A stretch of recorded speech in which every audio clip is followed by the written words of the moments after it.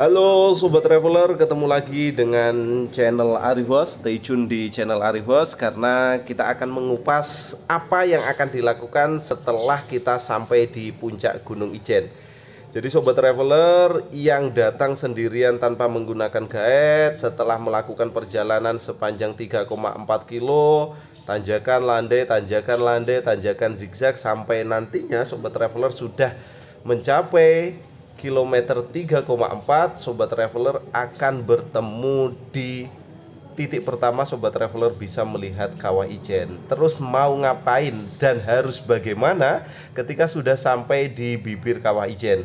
Memang yang paling nyaman harus bawa guide. Jadi ketika berwisata gunakan warga lokal sebagai guide. Satu, berbagi rezeki. Yang kedua, Sobat Traveler tidak perlu bingung harus melakukan apa dan bagaimana ketika sudah sampai di Kawah Ijen. Stay tune di channel Arifos. Sebentar lagi kita kupas ketika sampai di puncak Gunung Ijen. Sobat Traveler, ini adalah bibir Kawah Ijen. Jadi setelah rute yang kamu tempuh dari area parkir sampai bibir Kawah Ijen di angka 3,4 kilo, ini adalah poin pertama yang kamu lihat. Jadi kawah yang begitu bersih tetapi hanya sebagian. Oke ya, hanya sebagian karena sebagiannya landscape-nya ditutupi oleh tebing-tebing di sisi sebelah kiri. Jadi Sobat Traveler, 3,4 kilo sudah kamu taklukkan. Kamu ada di bibir Kawah Ijen. Rehat sejenak, ambil nafas, bersantai, foto-foto terlebih dahulu sembari melihat sebagian dari Kawah Ijen. Yang perlu kamu ketahui Sobat Traveler, ada kepulan asap itu yang sebenarnya itu adalah proses di mana sulfur di kawasan Gunung Ijen sedang terbakar oleh gas panas yang ketika malam hari dia akan menghasilkan blue fire. Selanjutnya Sobat Traveler, dari sini kita akan geser ke kanan.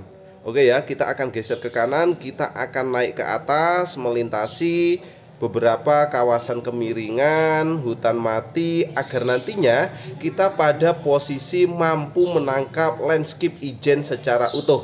Jadi ketika kamu sudah berada di sisi timur Ijen atau di kawasan yang paling tinggi dari titik Ijen, ketika akan mengambil gambar, kamu bisa mengambil landscape Ijen secara utuh seperti yang akan saya sampaikan dan akan saya kupas seperti posisi saya saat sekarang.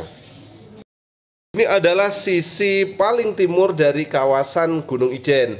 Jadi posisinya ini adalah kawasan yang tinggi. Nantinya ketika dari sini kita bisa melihat landscape Ijen secara utuh.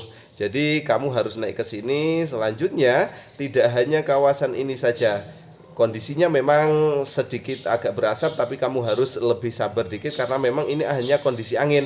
Nantinya dia akan bisa berubah dan nantinya juga ketika angin sudah hilang, Kawah Ijen akan kelihatan sangat bersih. Tidak hanya itu saja Sobat Traveler, ketika kamu sudah naik ke sini, kamu bisa lihat sisi bagian timurnya lagi adalah kawasan tebing dari Gunung Merapi Ongop-Ongop. Jadi kelihatannya kamu harus datang ke kawasan Gunung Ijen. Ketika sudah ke kawasan Gunung Ijen, kuatkan lagi sedikit naik ke sisi sebelah timur agar kamu bisa melihat panorama yang jauh lebih bagus. Dan kita tunggu kamu datang ke kawasan Gunung Ijen. Hai, sedang di kawasan Ijen. Pas lagi bersih-bersihnya, pas lagi bagus-bagusnya. Jadi yang kita harapkan seperti ini. Satu, kondisi Ijen di puncak sedang tidak ada angin sama sekali. Jadi asap akan mengepul ke atas. Kita tidak bau belerang sama sekali walaupun kita di atas kawasan Gunung Ijen. Selanjutnya yang kedua, diharapkan andai kata pas kita kesini anginnya menuju ke arah barat. Jadi kita yang berada di sisi timur dari kawasan Gunung Ijen, kita tidak akan mencium bau belerang. Yang ketiga yang paling penting, ketika ada angin mengarah ke arah timur dan kondisi kita bau belerang dengan sangat, tidak perlu khawatir, cukup pakai masker. Tunggu sesaat, ketika angin sudah mengarah ke arah yang lain, maka tidak akan bau belerang lagi. Jadi yang paling penting ketika sudah sampai bibir Kawah Ijen menuju ke arah sisi timur, naik ke bagian atas agar landscape untuk pengambilan gambar bisa terlihat sempurna. Yang selanjutnya tidak perlu panik ketika bau asap, sabar sejenak. Nantinya ketika angin sudah berubah arah, maka Ijen akan terbuka lagi seperti ini. Posisi tepat yang ada kepulan asap adalah di mana Blue Fire Global, sana ada penambang-penambang. Sobat Traveler, itu tadi sedikit kupasan ketika kita sudah sampai di kawasan bibir Kawah Ijen. Kita harus kemana dan apa saja yang bisa kita eksplor ketika kita ada di puncak Gunung Ijen.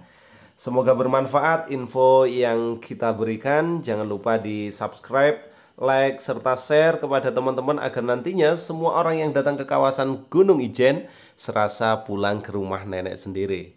Terima kasih Sobat Traveler semuanya. See you next time. Dan jangan lupa kalau butuh guide, calling saya. Butuh konsultan untuk wisata di Banyuwangi, hubungi saya. Terima kasih dan